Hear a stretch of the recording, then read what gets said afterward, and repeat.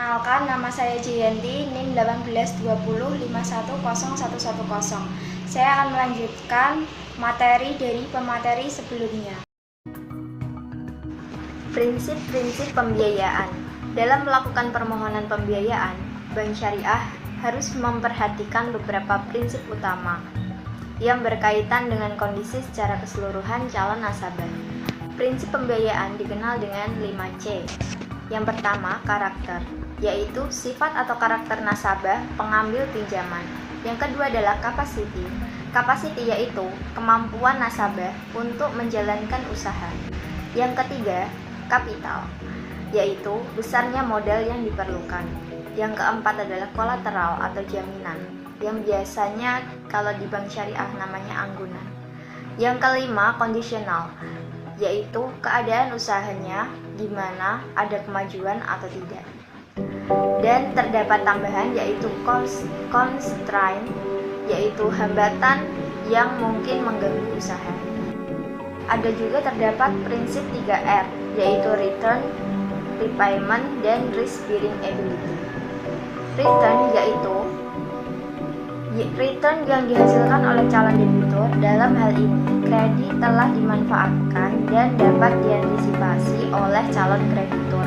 Artinya, perolehan hutang mencakupi untuk membayar kembali pembiayaan.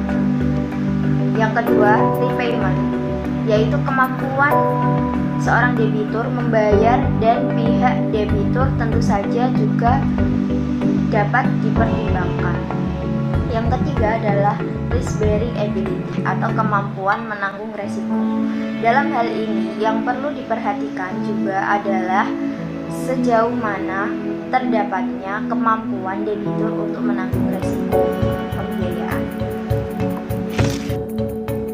Yang selanjutnya adalah dampak pembiayaan bermasalah. Yang pertama, kolektivitas dan penyisian penghapusan aktiva atau PPA semakin meningkat. Yang kedua, kerugian semakin besar sehingga laba yang didapat semakin turun. Yang ketiga, modal semakin turun karena terkuras membentuk PPA. Akibatnya, bank tidak dapat melakukan ekspansi pembiayaan. Yang keempat, CAR dan tingkat kesehatan bank semakin menurun. Yang kelima, menurunnya reputasi bank yang berakibat pada investor yang tidak berminat menanamkan modalnya atau berkurangnya investor atau berpindahnya investor. Yang keenam, dari aspek moral, bank telah bertindak tidak hati-hati dalam menyalurkan dananya, sehingga bank tidak dapat memberikan bagi hasil untuk nasabah yang telah menanamkan modalnya. Yang ketujuh, meningkatkan biaya operasional untuk penagihan. Yang kedelapan, meningkatkan biaya operasional jika berbicara secara litigasi. Yang kedelapan, jika pembiayaan bermasalah yang dihadapi bank dapat membahayakan sistem perbankan, maka izin usaha bank dapat dicabut. Dan selanjutnya adalah pembiayaan konsumtif. Konsumtif merupakan kebutuhan setiap individu yang meliputi kebutuhan akan barang atau jasa yang tidak dipergunakan untuk tujuan usaha.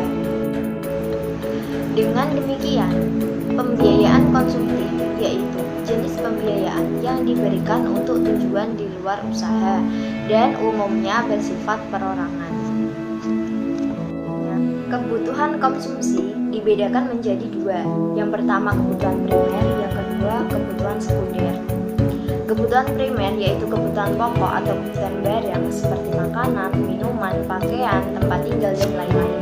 Sedangkan kebutuhan primer yaitu kebutuhan yang bersifat tambahan atau secara kuantitatif maupun kualitatif lebih tinggi dari kebutuhan primer.